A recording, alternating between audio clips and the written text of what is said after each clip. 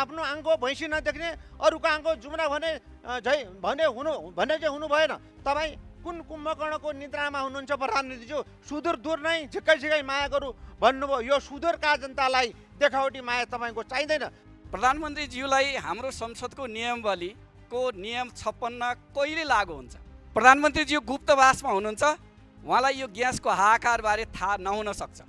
ताली बजाएर चाहिँ पास भएको बजेटहरू चाहिँ त्यो फेरि स्टेटसबाट चाहिँ कता के गर्ने भन्ने कुराहरू सुन्छु। त्यस्तो केटाकेटीपनले देश चल्दैन। नागरिकता मात्रै तपाईँको धारण गरेर नेपाली भइन्छ?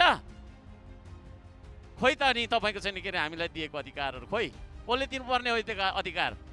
आज हाम्रो इन्टरनेसनल खेलाडी चाहिँ विदेशमा खर्च पाइन के भनेर रुँदै बस्नुपर्ने? यो बाध्यताको अन्त्य हुनुपर्छ। यो कोरा लाउने यातना दिनुहुन्न भनेर कानुन ल्याउने व्यक्ति मध्येमा म पनि पर्छु। र अबदेखि हामी मान्दैनौँ भन्न खोज्नु भएको के हो? मैले त्यो कुरा बुझिनँ। तपाईँले मानेर के हुन्छ, नमानेर के हुन्छ? के मन्त्रीको काम व्यक्तिलाई ग्यास बाँड्दै हिँड्ने हो? कतिजनालाई उहाँले फोन गर्न सक्नुहुन्छ? 10 जना 20 जना 30 जना 1000 लाखौँलाई त उहाँले फोन गर्न सक्नुहुन्न। सदनको यो छलफलमा गणपूर्वक सङ्ख्या नै नपुगिरहेको अवस्थामा यो प्रस्तावलाई स्वीकार लाने अथवा नलाने भन्ने कुराको यो निर्णय कसरी लिने होला भन्ने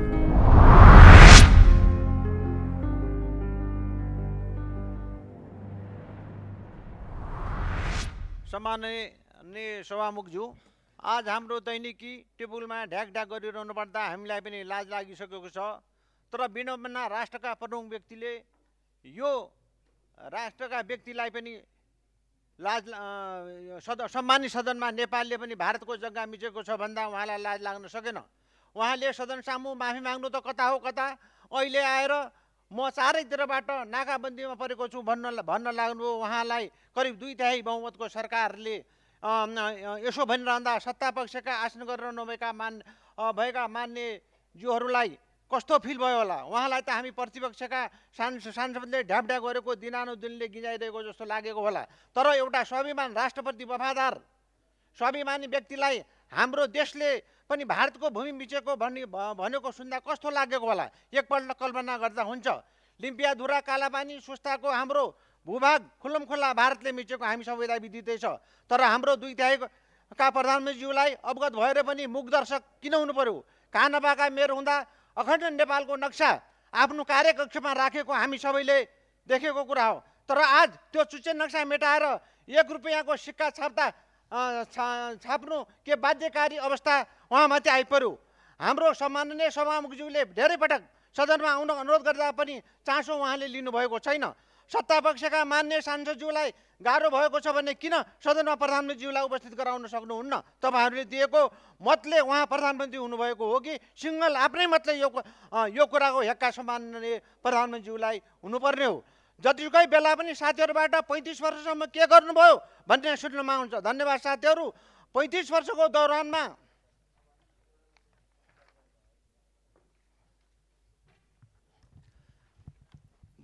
कति विकास भयो भन्ने कुरा कसैबाट छिपेको छैन।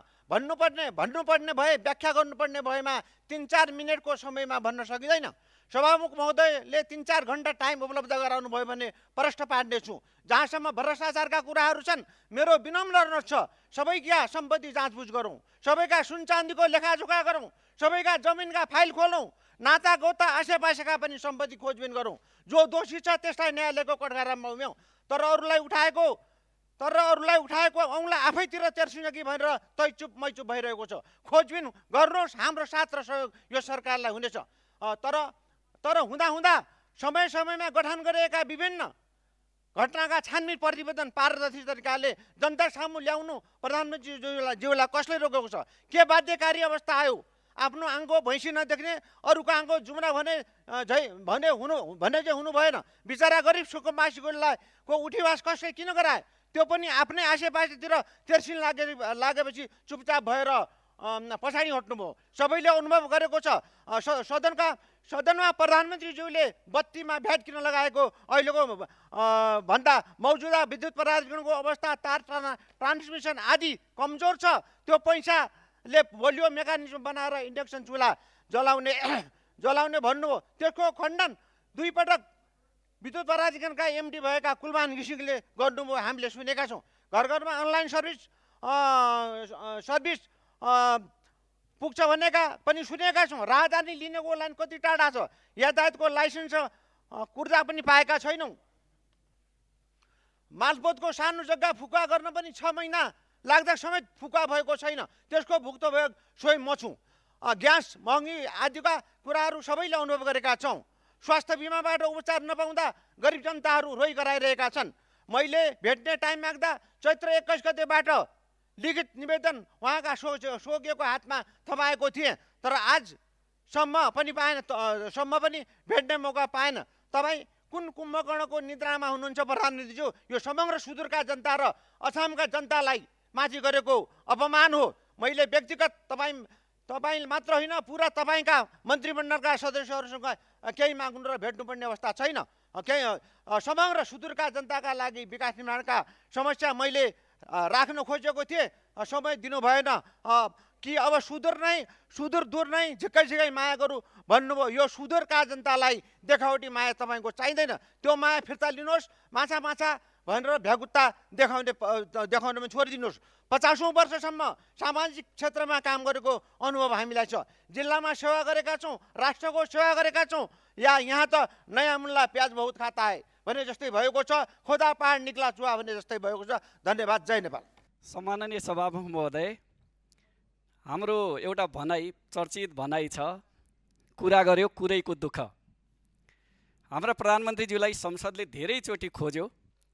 उहाँको विवादित र गलत अभिव्यक्ति सच्याउनको लागि हामीले धेरै पटक भन्यौँ, तर उहाँले अहिलेसम्म संसदलाई त्यसको कुनै जवाब दिनुभएको छैन र संसदलाई टेर्नु भएको छैन। हामीले प्रधानमन्त्रीज्यूलाई पनि सम्माननीय सभामुखज्यूलाई पनि अनुरोध गरेका छौँ, प्रधानमन्त्रीज्यूलाई तपाईँले जुन ठाउँबाट गलत अभिव्यक्ति दिनुभयो त्यही स्थानबाट तपाईँले गलत अभिव्यक्ति सच्याउनुहोस् भनेका छौँ। र सम्माननीय सभामुखज्यूलाई अनुरोध गरेका छौँ, सम्माननीय प्रधानमन्त्रीज्यूले गरेको गलत अभिव्यक्ति संसदको रेकर्डबाट हटाइयोस्। तर न प्रधानमन्त्रीज्यूले भन्नुभएको कुरा प्रधानमन्त्रीज्यूले सच्याउन चाहनुभएको छ, न सभामुखज्यूले रुलिङ गर्नुभएको छ। आज म फेरि पनि भन्न चाहन्छु, प्रधानमन्त्रीज्यू यहाँ आएर जहाँबाट तपाईँले गलत अभिव्यक्ति दिनुभयो त्यो सच्याउनुहोस् र सम्माननीय सभामुखज्यूसँग अनुरोध गर्न चाहन्छु, संसदको रेकर्डबाट प्रधानमन्त्रीज्यूको गलत अभिव्यक्ति हटाइयोस्। सम्माननीय सभामुख महोदय, प्रधानमन्त्रीज्यूलाई हाम्रो संसदको नियमावलीको नियम 56 कहिले लागू हुन्छ? नियम 56 लागू गर्न प्रत्येक महिनाको पहिलो हप्ता कहिले आउँछ? प्रधानमन्त्री भएको 4.5 महिना बितिसक्यो, पहिलो हप्ता आएको छैन। त्यो पहिलो हप्ता आएपछि मैले केही प्रश्न सोध्न चाहेको छु सभामुख महोदय प्रधानमन्त्रीज्यूलाई। मेरो पहिलो प्रश्न कस्तो छ भने, अहिले देशमा ग्यासको हाहाकार भएको छ। प्रधानमन्त्रीज्यू गुप्तवासमा हुनुहुन्छ, उहाँलाई यो ग्यासको हाहाकारबारे थाहा नहुन सक्छ। सरकारले आयात प्रतिस्थापनको कुरा गर्छ, देशले वार्षिक 55 अर्बको ग्यास आयात गर्छ, तर यता फेरि हामीले सहजै आपूर्ति गर्ने विद्युतमा महसुल बढाउँछ, भ्याटको व्यवस्था गर्छ र भान्सालाई असहज बनाउँछ। भान्सालाई सहज बनाउन प्रधानमन्त्रीज्यूको नेतृत्वको सरकारलाई, रासोपाको नेतृत्वको सरकारलाई केले रोकेको छ? मैले यो प्रश्न प्रधानमन्त्रीज्यूलाई गर्न चाहेको छु संसदमा आएको दिन। सभामुख महोदय, मैले दोस्रो प्रश्न, निजी क्षेत्रलाई आतंकित र त्रसित बनाउने सरकारको नियमित क्रियाकलाप किन भइराखेको छ? देवनारा समूह र प्रकाश मुन्दडाको घर र कार्यालयमा 5 घण्टा लगाएर प्रहरीले छापा मार्यो। त्यो के सूचनाको आधारमा थियो? सरकारले के फेला पार्यो? यस्तो व्यापारी, कुनै प्रतिष्ठित व्यवसायीलाई त्रसित पार्ने कुराले निजी क्षेत्रलाई हाम्रो देशमा लगानी गर्न उत्साहित गर्छ कि निरुत्साहित गराउँछ? नेपालमा निजी क्षेत्रको लगानी यस्तो व्यवहारले घटाउँछ कि बढाउँछ? मैले प्रधानमन्त्रीज्यूलाई यो प्रश्न सोध्न चाहेको छु। सभामुख महोदय, सुनसरीको घटनालाई धार्मिक दङ्गाको रूप दिइयो, म अहिले पनि त्यसप्रति मेरो चित्त बुझेको छैन। त्यो धार्मिक दङ्गा होइन भन्न चाहन्छु म। त्यो दुई पक्षको बिचमा सामान्य विवाद थियो, त्यसमा राज्य पक्षले बल प्रयोग गर्यो। राज्य नियोजित रूपले बल प्रयोग गर्यो कि भन्ने आजका तथ्यहरूले भन्न चाहन्छ। दुई पक्षको स्थिति यदि थियो भने, दुई पक्षको भिडन्त थियो भने दुई पक्षको धार्मिक समुदायको बिचको भिडन्तबाट दुईटा पक्ष घाइते हुनु पर्थ्यो, दुईटा पक्षको बिचमा त्यही भिडन्तबाट मारिएको हुनु पर्थ्यो। त्यसो भएको छैन सभामुख महोदय। राज्यको गोलीबाट, तथ्यहरूले भन्छ राज्यको बन्दुकबाट नागरिकहरू मारिएका छन्, नागरिकहरू घाइते भएका छन्। त्यो दुई पक्षको समूहको भिडन्तबाट थिएन। राज्यले राजनैतिक र प्रशासनिक सहजीकरण गरेको भए त्यो अवस्था आउँदैन थियो।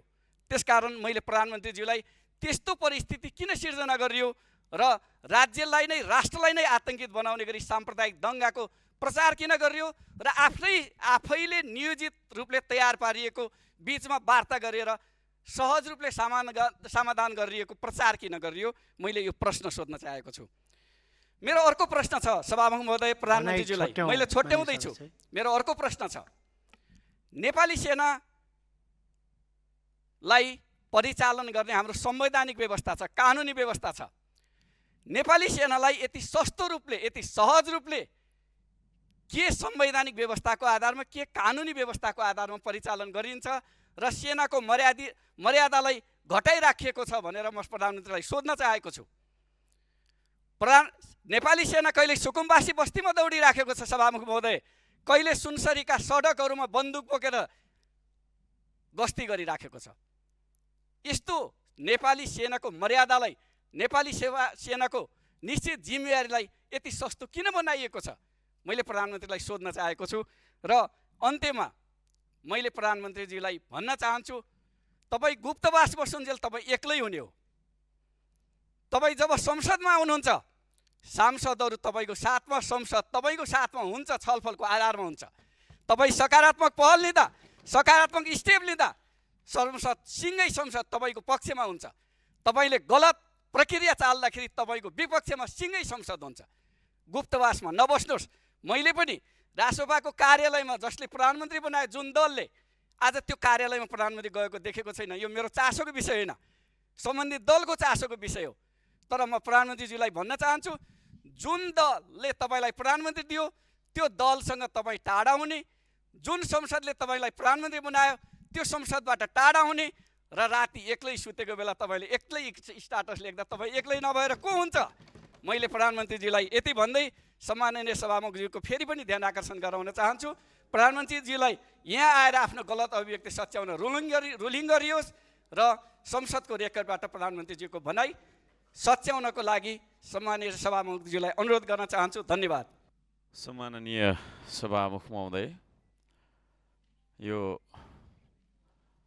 हामी देश त देशमै छौँ, तर कस्तो देशमा छौँ भन्ने प्रश्न को उत्तर खोजिरहेका छौँ जस्तो लाग्छ मलाई चाहिँ। अब यो यस्तो देश हाम्रो भयो जुन देशको प्रधानमन्त्री स्वयंले हामीले छिमेकी मुलुकको सीमा मिच्या छौँ भनेर भन्नुपर्ने, त्यस्तो देश जुन देशमा सुरक्षा छैन, न्याय छैन, सेवा सुविधा र अवसर छैन। राज्यले सबैभन्दा पहिला दिनुपर्ने सुरक्षा हो। सुरक्षित छैन नागरिक। आज हामी सांसदहरू पनि सुरक्षित छैनौँ, कोही पनि सुरक्षित छैन। No one is safe in Nepal. जे पनि हुन सक्ने स्थिति खालको छ। त्यसो भएको कारणले गर्दाखेरि अब यो देशलाई देश जस्तो बनाइराख्नका लागि हामीले के गर्नुपर्ने हो। हामी तयार छौँ, म चाहिँ तयार छु र हाम्रो दल तयार छ। नैतिकता नै बल हो, नैतिकता नै शक्ति हो, नैतिकता नै वैधानिकता पनि हो, वैधता पनि हो। अब हामी आफैले नैतिकता गुमाउँछौँ भने हामीलाई कसैले पत्याउनेवाला छैन। त्यसो भएको कारणले गर्दाखेरि प्रधानमन्त्रीज्यूले नैतिक जिम्मेवारी वहन गरेर, पदीय जिम्मेवारी वहन गरेर हामीले यो चाहिँ 2.5 महिनादेखि यहाँ उहाँको माग गरिरहेका छौँ। उहाँ आउनु मानिराख्नु भएको छैन। त्यसो गरेर बालहट गर्नु हुँदैन प्रधानमन्त्रीज्यूलाई, हामी त्यो भन्न चाहन्छौँ। अब सुरक्षाको कुरा गर्दाखेरि अहिले के छ स्थिति? कहिले धर्मको नाममा, कहिले के को नाममा, कहिले के को नाममा झगडा भइरहेको होइन, आगजनी भइरहेको, तोडफोड भइरहेको, धम्की आइरहेको, तेरो घर जलाइदिन्छु पख्तलाई है, म यस्तो गरिदिन्छु भेट्ने बित्तिकै भनिरहेको, त्यस्ता मान्छेहरूलाई हामीले रिपोर्ट गर्दाखेरि तपाईँको चाहिँ नि कारबाही नभइरहेको स्थिति, कहीँ कतैबाट कहीँ कतै हामी चाहिँ नि यात्रा गर्दै जाँदाखेरि असुरक्षित महसुस गर्नुपर्ने स्थिति, त्यो खालको स्थिति तपाईँको चाहिँ नि अझै पनि तराईमा मधेसमा स्टिल छ। मैले दुईचोटि भनिसकेको कुरा छ, फेरि पनि भनिरहेको छु, त्यो स्थितिलाई सरकारले सुरक्षित स्थितिमा परिणत गर्न सकोस्, गर्नुपर्छ भन्ने माग गर्न चाहन्छु। न्यायको कुरा गर्दाखेरि न्याय पनि छैन यो देशमा होइन। उदाहरणका लागि त्यही माइती घर जाँदा हुन्छ, कति महिनादेखि त्यहाँनिर कोही मान्छे बसेर डेढामा होइन त्यो उसमा पालमा तपाईँको चाहिँ नि घाममा बसिरहेको छ। ती माइती घरमा बसेका मान्छेहरूलाई भेट्न चाहिँ नि सम्बन्धित निकाय, सम्बन्धित मन्त्रालयका मन्त्रीहरू जानुभयो? प्रश्न गर्न चाहन्छु, जानुहोस् तपाईँहरू त्यहाँ मन्त्रालयमा। तपाईँको चाहिँ नि एसीको तपाईँको हावा खाँदै बसेर देश भेट्न सकिँदैन। देश भेट्नका लागि खोलाखोलीमा जानु पर्यो, खेतमा जानु पर्यो, कारखानामा जानु पर्यो होइन।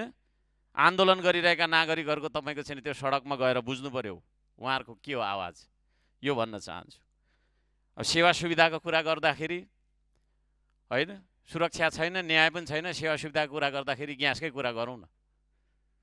यहाँ हामी यसरी बसिरहनु भन्दा ग्यासको लाइनमा गएर तपाईँको चाहिँ त्यो घाममा उभिन म चाहिँ त्यो अर्थपूर्ण हुन्छ जस्तो मलाई लाग्छ। So we should feel the pain of the people. जनताको पीडा हामीलाई महसुस हुनु पर्यो नि।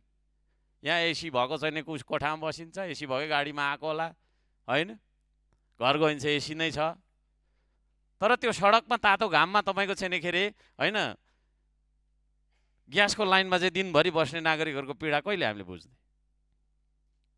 अहिलेको सरकारलाई ठुलो आशा गरेर चाहिँ नेपाली जनताले भोट दिनुभयो, तर परिवर्तन आएन, झन् विकराल भयो।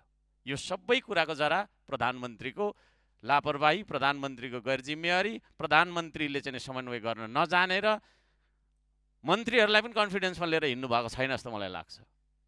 त्यहाँभित्र पनि टसल देख्छु। कहिले चाहिँ यही सदनबाट चाहिँ हामीले नगरौँ है भन्दा भन्दै ताली बजाएर चाहिँ पास भएको बजेटहरू चाहिँ त्यो फेरि स्टेटसबाट चाहिँ कता के गर्ने भन्ने कुराहरू सुन्छु। त्यस्तो केटाकेटीपनले देश चल्दैन, त्यो भन्न चाहन्छु।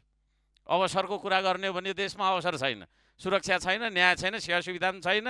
अवसरको कुरा गर्ने हो भने अहिले तपाईँको इन्टरनेसनल एयरपोर्टमा जाउँदा त्यहाँ हामीलाई अवसर दिन सकेको हो कि होइन रहेछ। प्रत्येक दिन हुलका हुल युवाहरू कहाँ जाँदैछन्, के गर्दैछन्, र त्यहाँ जानका लागि फेरि लाइन बसेर बस्दाखेरि ठगिएका छन्। ती ठगहरूलाई कारबाही गर्नका लागि चाहिँ सरकारले केले रोकेको छ त्यो भनिदिनु पर्यो। कि ठगहरूसँगै साँठगाँठ छ भने हाम्रो पनि साँठगाँठ छ भनिदिनु पर्यो।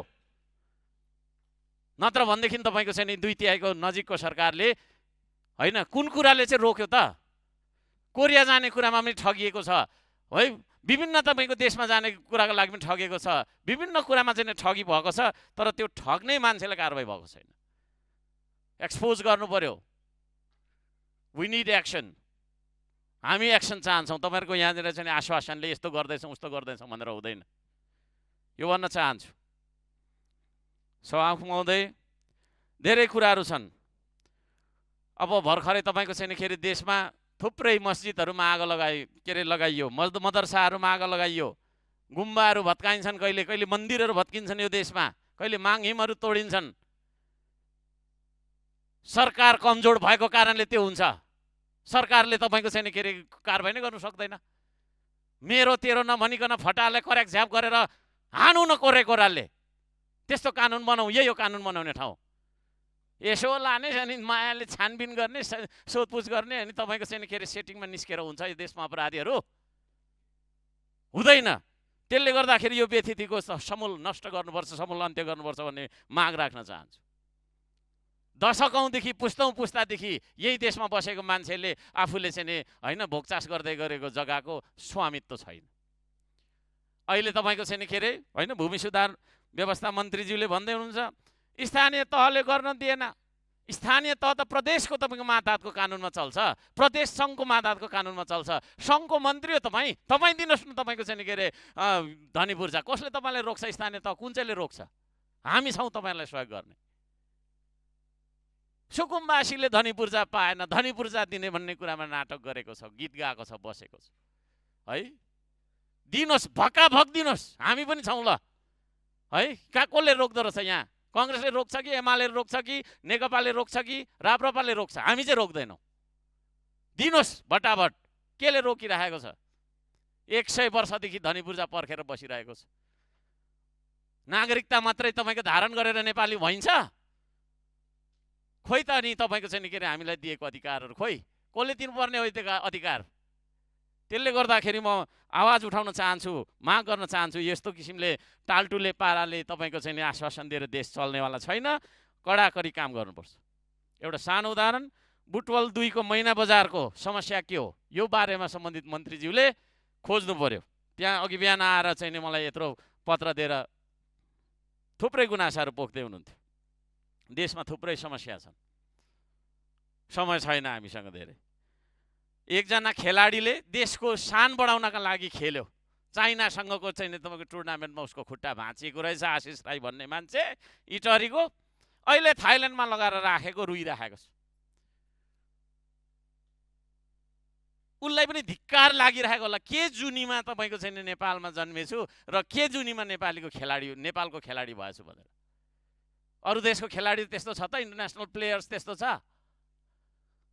मेसीलाई दिने, रोनाल्डोलाई दिने राज्यले तपाईँको सम्मान र तपाईँको चाहिँ त्यो होइन, हामीले त्यस्तो खालको सोचेका छौँ? खेल भनेको जस्ट खेल, जा खेल, काम छैन तेरो खेल भन्ने हिसाबले खेललाई लिएको कारणले कहिले पनि हामीले इन्डस्ट्रीको रूपमा यसलाई विकसित गर्न सकेनौँ।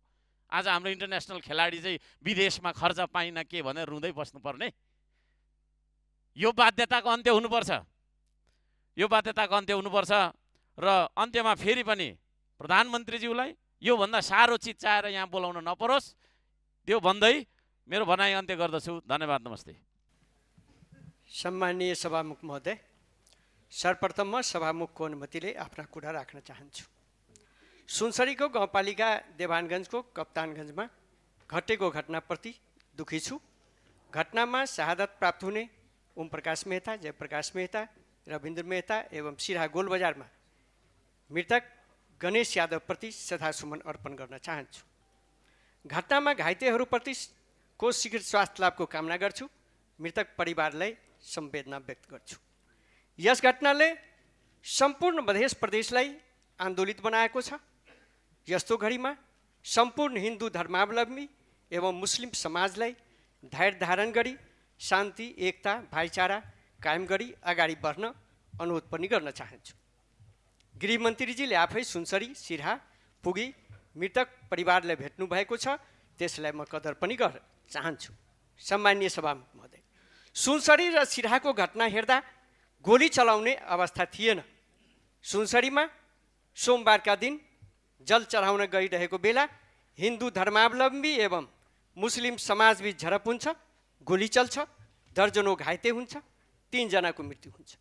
गोलबजारमा विद्यार्थीको घाँटीमा गोली लाग्छ, मृत्यु हुन्छ। गोली कसले चलायो पत्ता छैन। सरकारले चलाएको छैन भन्ने गोली कसले चलायो? निष्पक्ष छानबिन गरी दोषीलाई कडा कारबाही गर्नुपर्दछ। सम्माननीय सभामुख महोदय, प्रहरीको गोलीबाट मृत्यु भएको हो भन्ने प्रहरीको अहिलेसम्म यकिन किन भएन?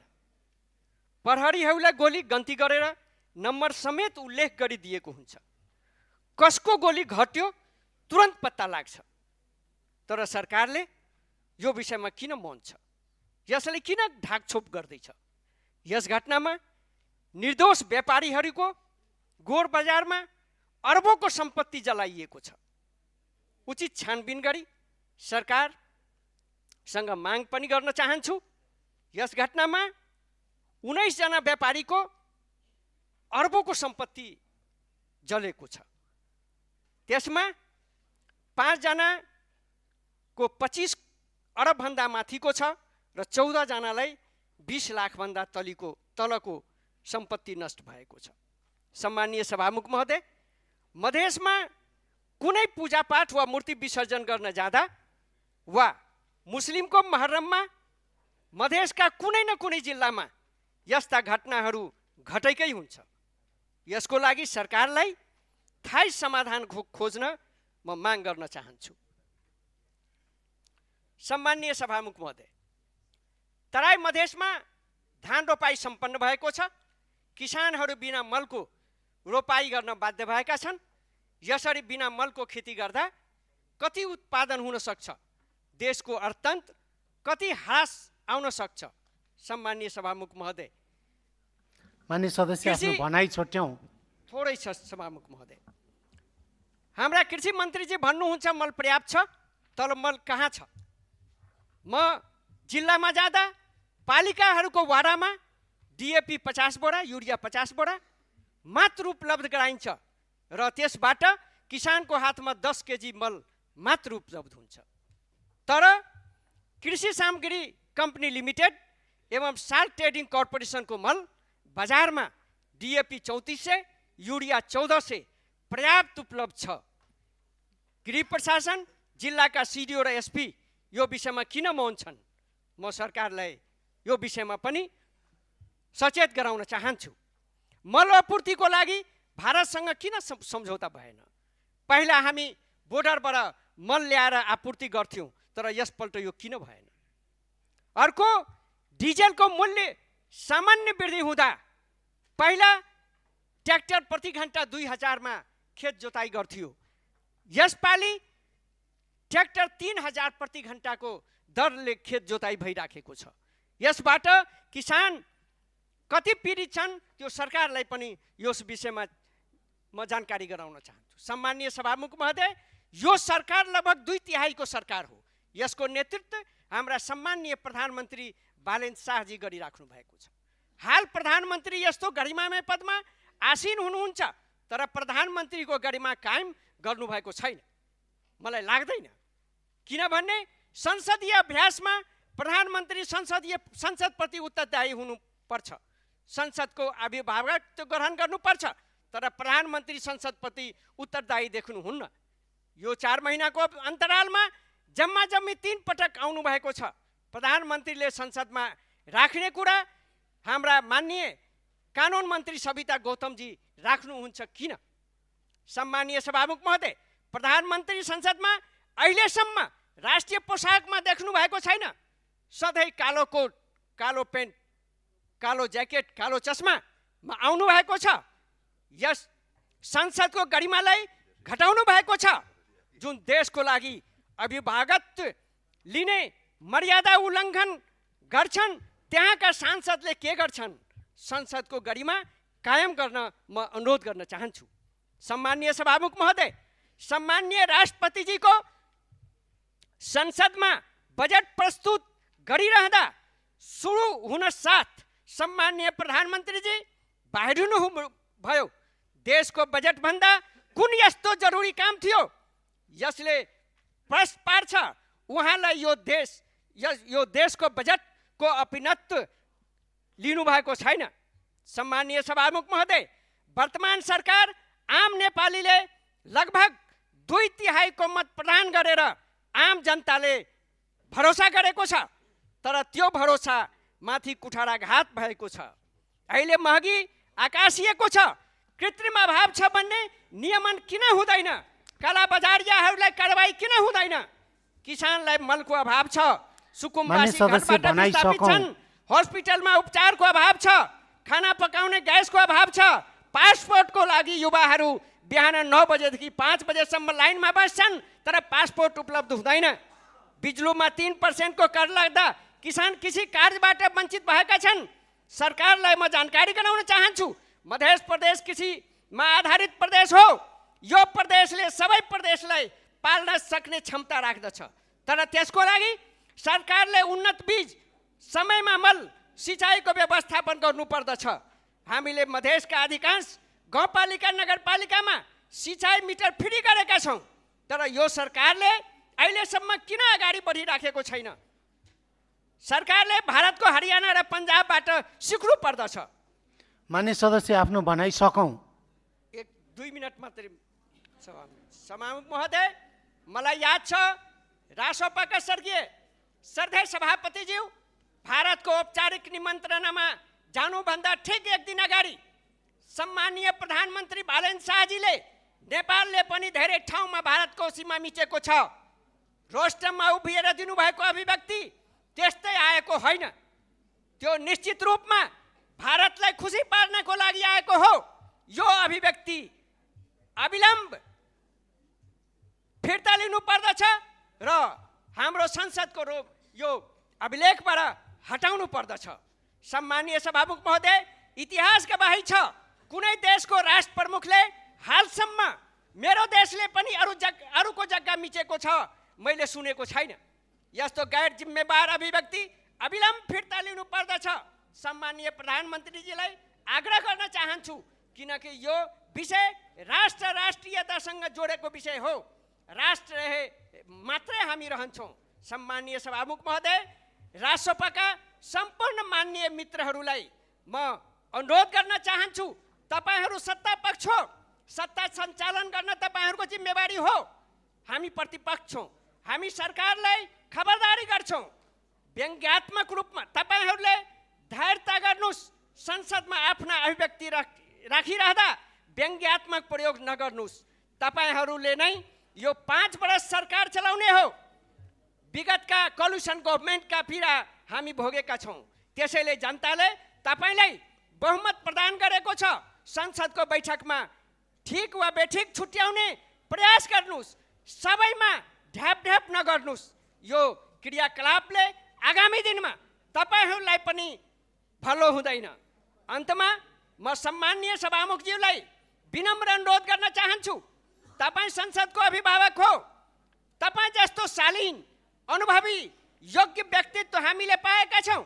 हामीलाई गर्व छ। तपाईले पनि सम्मानीय प्रधानमन्त्रीजीसँग वार्ता गरी आफ्ना अभिव्यक्ति फिर्ता लिन प्रयास गरिदिनुहोस्।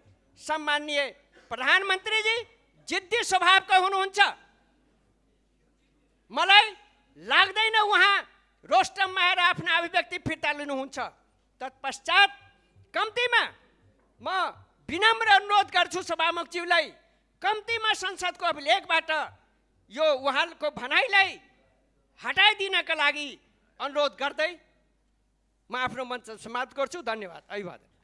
सम्मानीय सभामुख महोदय, हाम्रो उद्योग मन्त्री ग्यास बाँड्दै हिँड्नु भएको छ। फोन गरेर तपाईँको घरमा ग्यास छ भनेर सोध्दै हुनुहुन्छ। उहाँले जनताहरू यसरी तातो घाममा ग्यासको लाइनमा बसेको देखिराख्नु भएको छैन। म तपाईँ मार्फत यो प्रश्न गर्न चाहन्छु कि मन्त्रीको काम व्यक्तिलाई ग्यास बाँड्दै हिँड्ने हो? कतिजनालाई उहाँले फोन गर्न सक्नुहुन्छ? 10 जना, 20 जना, 30 जना, 1000 लाखौँलाई त उहाँले फोन गर्न सक्नुहुन्न। म उहाँहरूलाई सोध्न चाहन्छु, उहाँको जिम्मेवारी भनेको त यो प्रणालीलाई काम गराउने हो। उहाँले त अहिले व्यक्तिगत तवरबाट उहाँको दया दिए जस्तो 2-4 जनालाई ग्यास बाँडेर हिँडिराख्नु भएको छ। राज्यको दया होइन, हामीले व्यवस्थापन खोजेका हौँ सभामुख महोदय। र अर्को कुरा, राज्य प्रणालीको यसरी क्षयीकरण गर्न मिल्दैन। उहाँको काम भनेको आपूर्ति प्रणालीलाई सहजीकरण गर्ने हो, अनुगमन गराउने हो, वितरण संयन्त्रलाई गर्ने हो। तर उहाँ व्यक्तिगत रूपमा उहाँको विरोधमा कुन मान्छेहरूले लेखिराखेका छन्, तिनको घरमा चाहिँ ग्यास पुर्याइराख्नु भएको छ। यस्तो प्रधानमन्त्रीज्यूले यस्तो मन्त्रीज्यूलाई स्पष्टीकरण सोध्नुपर्छ र यो समस्या सम्बोधन हुनुपर्छ। धन्यवाद। सम्माननीय सभामुख महोदय, आज म यस गरिमामय सदन मार्फत देशका अत्यन्तै संवेदनशील राष्ट्रिय सरोकार र नागरिक जीवनसँग जोडिएका आधारभूत विषयहरूमा केही कुराहरू राख्न चाहन्छु। एकमा राष्ट्रिय सार्वभौमिक सत्ता र स्पष्ट विदेश नीति। सबैभन्दा पहिले सम्माननीय प्रधानमन्त्रीज्यूले नेपालका विभिन्न स्थानमा भारतले मिचिएका विषयमा वास्तवमा यहाँ धेरै दिनदेखि भइसक्यो। यसमा सरकारको, पार्टीको र सम्माननीय सभामुखज्यूले पनि सुनिरहँदाखेरि कमसेकम प्रतिपक्षले भन्दा पनि यो राष्ट्र नै यो यसरी जुन के भने नेपालले मिच्यो भन्ने कुराको बारेमा चाहिँ स्पष्ट पार्ने कुरामा ध्यान आकर्षण गराउन चाहन्छु। त्यसै गरी आजको मुख्य विषयमा नेपालको लिपुलेख बाटो र भारत र चीन दुवै देशले प्रयोग गरिरहेको सन्दर्भमा पनि वर्तमान सरकारको आधिकारिक दृष्टिकोण के हो भनेर प्रश्न गर्न चाहन्छु। यसै सन्दर्भमा सन्तुलित र गतिशील कूटनीतिको वकालत गर्ने राष्ट्रिय स्वतन्त्र पार्टीका अध्यक्ष तथा नेतागणज्यूहरूसँग पनि सोध्न चाहन्छु, छिमेकीहरूको यसको बारेमा स्पष्ट धारणा आओस्। छिमेकीहरूसँगको सीमा विवाद समाधान गर्न नेपाललाई बफर स्टेटबाट भाइब्रेन्ट ब्रिज बनाउने तपाईँहरूको नीतिअनुसार यो लिपुलेख र सीमा मुद्दामा तपाईँहरूको स्पष्ट दृष्टिकोण के हो? यसमा केवल कुरा मात्र नभई संसद सामु ठोस मार्गचित्र आओस् भन्ने मेरो जोरदार माग हो। साथै सम्माननीय सभामुखज्यूद्वारा यी संवेदनशील घटनालाई समाधानतर्फ शीघ्र अघि बढाउनको लागि सरकार र संसद बीच आवश्यक पहल कदमी चाल्न समेत अनुरोध गर्दछु। त्यसै गरी सीमा सुरक्षा र नागरिकको सम्मान, रोटी बेटीको सम्बन्ध, नेपाल भारत बीच सम्बन्ध केवल राजनीतिक सीमा मात्र सीमित छैन। परापूर्वकालदेखि जनस्तरमा गाँसिएको गहिरो रोटी बेटीको सम्बन्ध सांस्कृतिक तथा पारिवारिक सम्बन्ध रहेको छ। तर आज बिना वर्दीका सीमा रक्षकका रूपमा सीमा क्षेत्रमा अवरत र खटिएका हाम्रा नेपाली दाजुभाइ दिदीबहिनीहरूले सीमाबाट पाउनुपर्ने दैनिक उपभोग्य हुने घर तथा अन्य कार्यमा प्रयोग हुने सामग्री, मल, खाद जस्ता पहिलेदेखि नै पाइरहेको सेवा सुविधालाई कटौती नगर्न म सरकारसँग अनुरोध गर्दछु। उल्टै वर्दी लगाएका सुरक्षाकर्मीबाट स्थानीय सर्वसाधारणमाथि चेकिङको नाममा हुने त्रास आतङ्कको अवस्था अन्त्य हुनुपर्छ। दुवै देशको ऐतिहासिक सम्बन्धको मर्यादा राख्दै सीमा क्षेत्रमा बिचौलिया तस्करको बिगबिगी अवैध ओसार पसार असुली धन्दा पूर्ण रूपले बन्द गर्नको लागि ठोस कदम चाल्नको लागि म सरकारसँग अनुरोध गर्दछु। त्यसै गरी गरिबी निवारण र साना व्यवसायको संरक्षणको बारे गरिबीको रेखामुनि रहेका भूमिहीन विपन्न नागरिकलाई रोजगारको ग्यारेन्टी गर्ने यस सरकारको प्रतिबद्धता बमोजिमको योजना कहाँसम्म पुगेको छ त्यसको बारेमा यस संसदमा जानकारी गराइदिनको लागि म सरकार समक्ष अनुरोध गर्दछु। साथै साना तथा घरेलु व्यवसायी जसले न्यून राजस्व कर तिरेर भए पनि आफ्नै बलमा घाँस बाँस परिवार धानेका छन्, उनीहरूलाई सुरक्षित वातावरण व्यवस्था गर्ने मापदण्डभित्र रही इजाजत दिने र सहुलियत ऋण बिना धितो दिने कार्यको योजना बमोजिम सरकारले के कस्तो प्रक्रियाहरू गरेको छ यसको बारे पनि सदनमा जानकारी गराइयोस्। त्यसै गरी कृषि र शिक्षामा नेपाल कृषि प्रधान देश भएकोले किसानलाई आवश्यक समयमा रासायनिक मल, उन्नत बिउ बिजन, स्थानीय तहमा सहज औषधि उपचार, उचित प्रबन्ध मिलाउनको लागि सरकारले धेरैचोटि आवाज उठे पनि स्पष्ट दृष्टिकोण दिन सकेको छैन। सदनलाई अब धेरै संसदहरूबाट आवाज आयो, त्यसको धारणा स्पष्ट गरियोस्।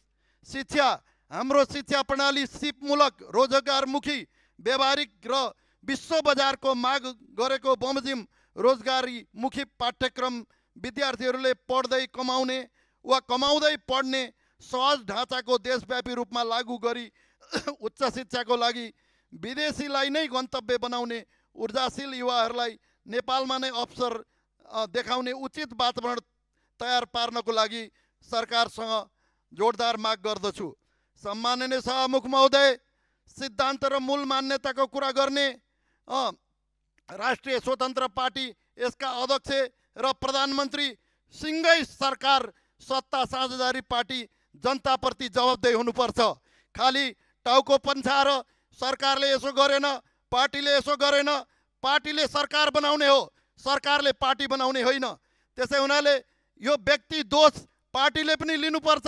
पुरानै दलका कारण काम गर्न सकिएन भनेर पन्छिन पाइँदैन। सरकारले कसरी कार्य सम्पादन गरिरहेको छ, रोजगारी कसरी सिर्जना गरिरहेको छ, जनताको दैनिक समस्या कसरी समाधान गरिरहेको छ भन्ने कुरा नै मुख्य हो। तसर्थ यी प्रस्तुत विषयहरूमा नेपाल सरकार र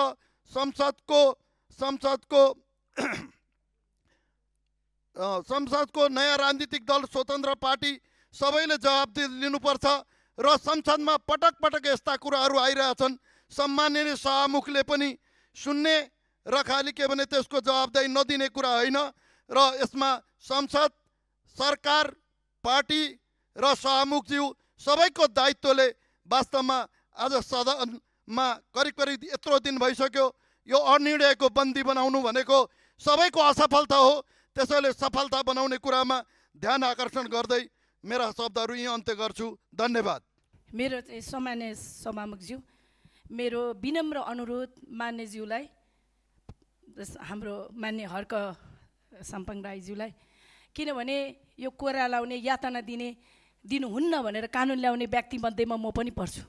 वर्षौँ मैले चाहिँ एडभोकेसी गरेर यो गरिमामय सदनमा कोरा जस्तो शब्द आफ्नो जनतालाई, चाहे अपराधी होस् चाहे जेसुकै होस्, कोरा लाउने यो शब्द चाहिँ उपयुक्त भएन।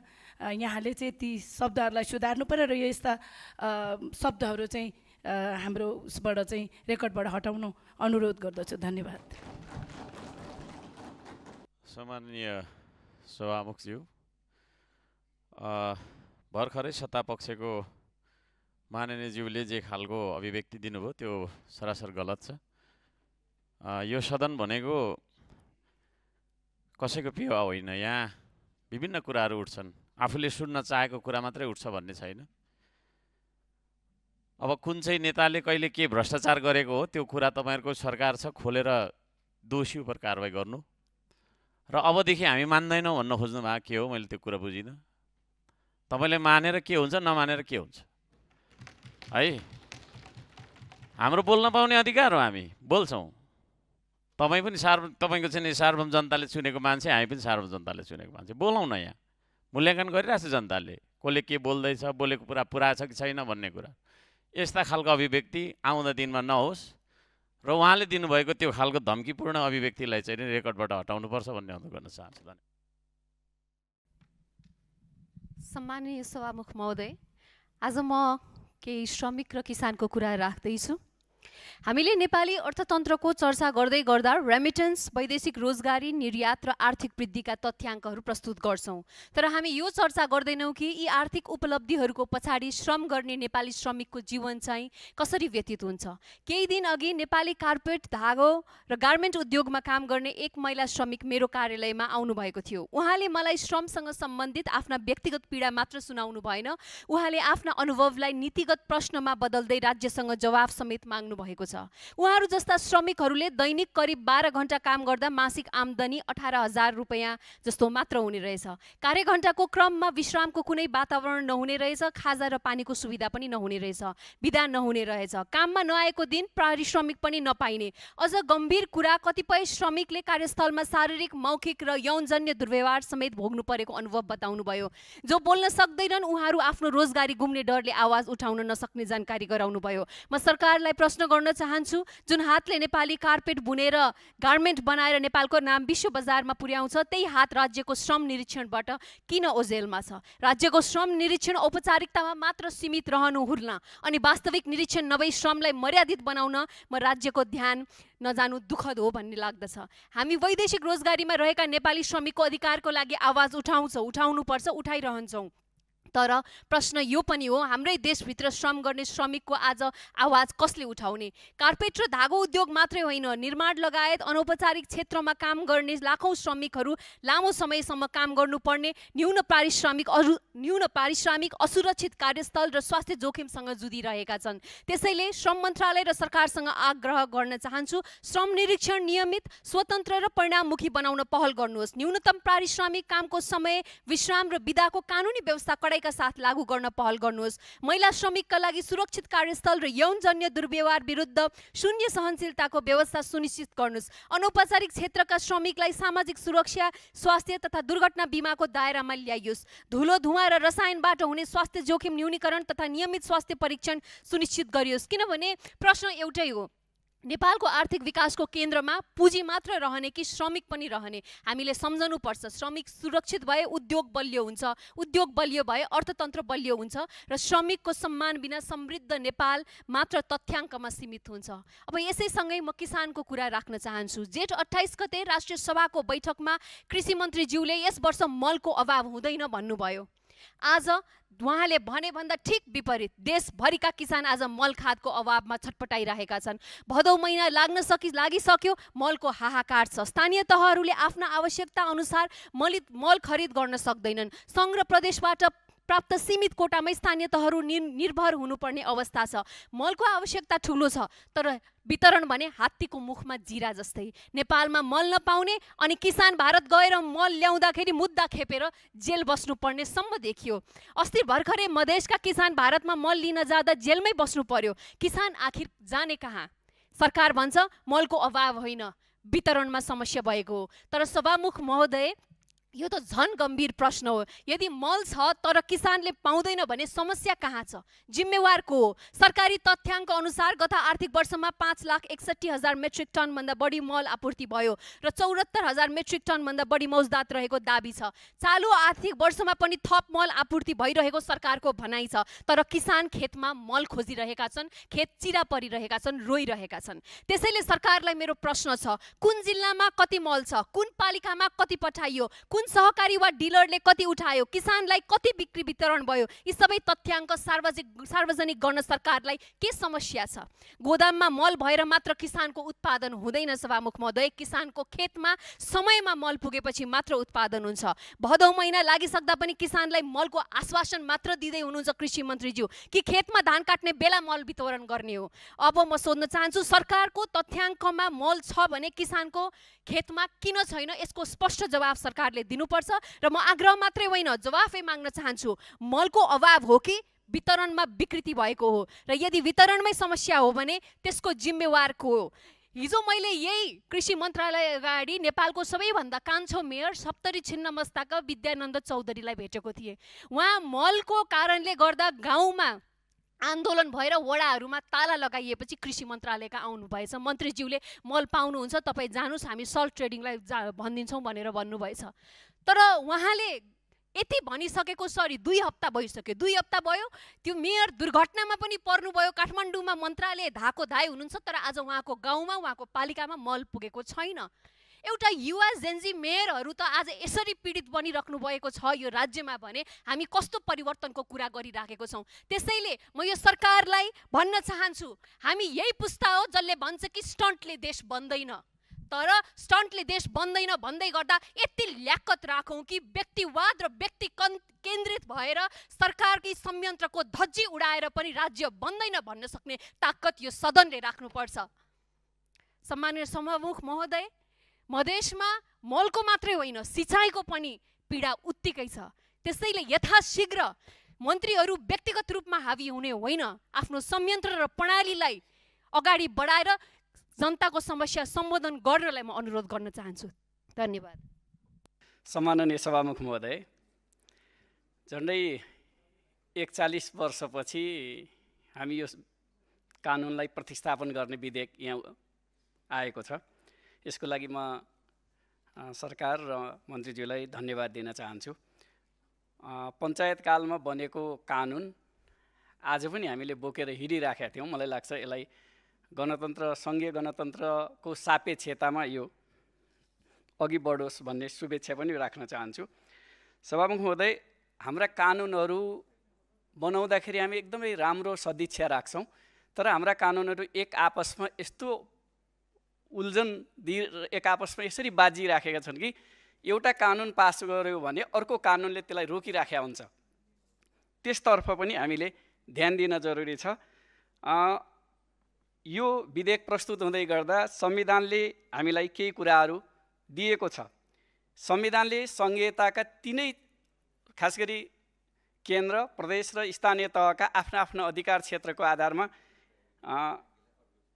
यसलाई केही व्याख्या पनि गरेको छ। केन्द्रले खानीको उत्खननको अधिकार दिएको छ, प्रदेशले अन्वेषण र व्यवस्थापनको अधिकार संविधानले दिएको छ, स्थानीयलाई संरक्षणको अधिकार दिएको छ। अब यसो हुन बित्तिकै फेरि हामी खानी तथा खनिज पदार्थको व्यवस्थापनको सन्दर्भमा हामी फेरि काहीँ न काहीँ बाजिन पुग्ने अवस्था हुन्छ। त्यसकारण यसलाई सुस्पष्ट व्याख्या गर्ने, सरकारको कुन तहले यसलाई गर्ने भन्ने कुरा सुस्पष्ट व्याख्या गर्दा राम्रो हुन्थ्यो। तर काहीँ न काहीँ भोलि संवैधानिक अडचन आइपुग्ने स्थिति हुनसक्छ भन्ने मलाई लाग्छ। त्यसतर्फ ध्यान दिनुपर्छ। राज्यको नीति 51(6)(1) ले स्थानीय समुदायलाई अग्राधिकार दिँदै न्यायोचित वितरण गर्ने नीतिमा उल्लेख गरेको छ। त्यसले काहीँ न काहीँ भोलि प्रश्न खडा गर्छ। त्यो नीतिलाई पनि हामीले यहाँ ध्यान दिनुपर्छ। व्यक्तिको सम्पत्तिको हक पनि यसले काहीँ न काहीँ हामीले समेट्नुपर्ने स्थिति छ। आईएलओ महासन्धि नम्बर 169, संयुक्त राष्ट्रसङ्घीय घोषणापत्र, सर्वोच्चको फैसला, वन ऐन, आदिवासी जनजाति प्रतिष्ठान ऐन, स्थानीय सरकार सञ्चालन ऐनसँग पनि यो काहीँ न काहीँ अलिकति पछि बाजिन सक्छ। त्यससँग नबाजिने गरी हामी ध्यान दिनुपर्छ जस्तो लाग्छ। राष्ट्रिय सन्दर्भमा, राष्ट्रिय सुरक्षाको सन्दर्भमा मुस्ताङको युरेनियम जस्ता स्थितिहरूमा अहिले अन्तर्राष्ट्रिय चासो आइराखेको कुरातर्फ पनि हामी ध्यान दिएर, राष्ट्रिय सुरक्षालाई पनि ध्यान दिएर हामी यस्ता सन्दर्भहरूमा अगाडि बढौँ। धन्यवाद। मान्य सदस्यहरू, अब यो छलफल यहीँ समाप्त हुन्छ। मान्य सदस्यहरू, अब म खानी तथा खनिज पदार्थ विधेयक 2083 माथि विचार गरियोस् भन्ने प्रस्तावलाई निर्णार्थ प्रस्तुत गर्दछु। यो प्रस्तावको पक्षमा हुने मान्य सदस्यहरूले हुन्छ भन्नुहोला र यसको विपक्षमा हुने मान्य सदस्यहरूले हुन्न भन्नुहोला। यसको पक्षमा हुने मान्य सदस्यहरूले हुन्छ भन्नुहोस्।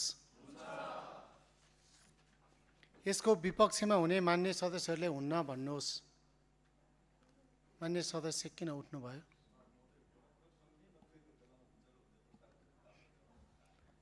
माइक दिनुहोस्।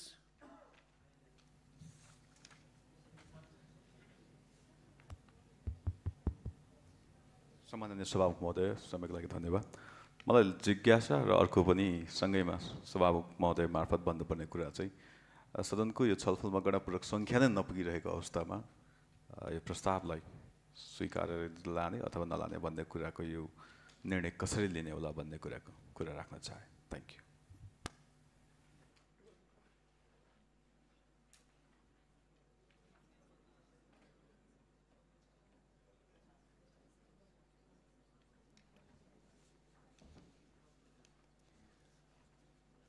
मान्य सदस्यहरू, नेपालको संविधानको धारा 94 बमोजिम कुनै पनि प्रश्न वा प्रस्ताव निर्णार्थ पेश गर्न प्रतिनिधि सभाको 1/4 सदस्य उपस्थित हुनुपर्नेमा यो प्रस्ताव निर्णार्थ पेश गर्न गणपूर्वक सङ्ख्या नपुग भएको भनी मान्य निष्कल राईले प्रश्न उठाउनु भएकोले 3 मिनेट घन्टी बजाई गणपूर्वक सङ्ख्या यकिन गर्न म सचिवालयलाई निर्देशन दिन्छु।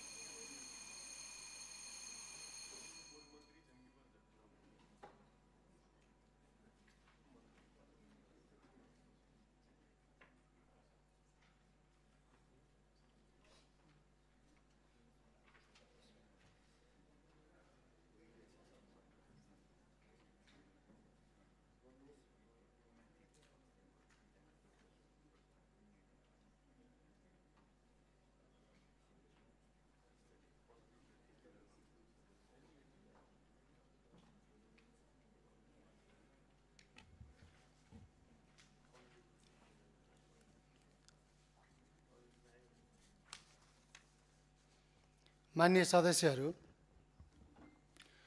नेपालको संविधानको धारा 94 बमोजिम कुनै पनि प्रश्न वा प्रस्ताव निर्णार्थ पेश गर्न प्रतिनिधि सभाको 1/4 सदस्य उपस्थित हुनुपर्नेमा 3 मिनेट घन्टी बजाई गणपूरक सङ्ख्या यकिन गर्दा यो प्रस्ताव निर्णार्थ पेश गर्न गणपूरक सङ्ख्या 69 हुनुपर्नेमा हाल माननीय सदस्यहरूको सङ्ख्या 61 रहेकोले गणपूरक सङ्ख्या नपुग भएको देखिएकोले यस विधेयकमाथि विचार गरियोस् भन्ने प्रस्तावको निर्णय आगामी बैठकमा हुने बेहोरा जानकारी गराउँछु। मान्य सदस्यहरू, अब प्रतिनिधि सभाको अर्को बैठक मिति 2083 भदौ 1 गते सोमबार दिनको 1 बजे बस्ने गरी यो बैठक यहीँ स्थगित हुन्छ।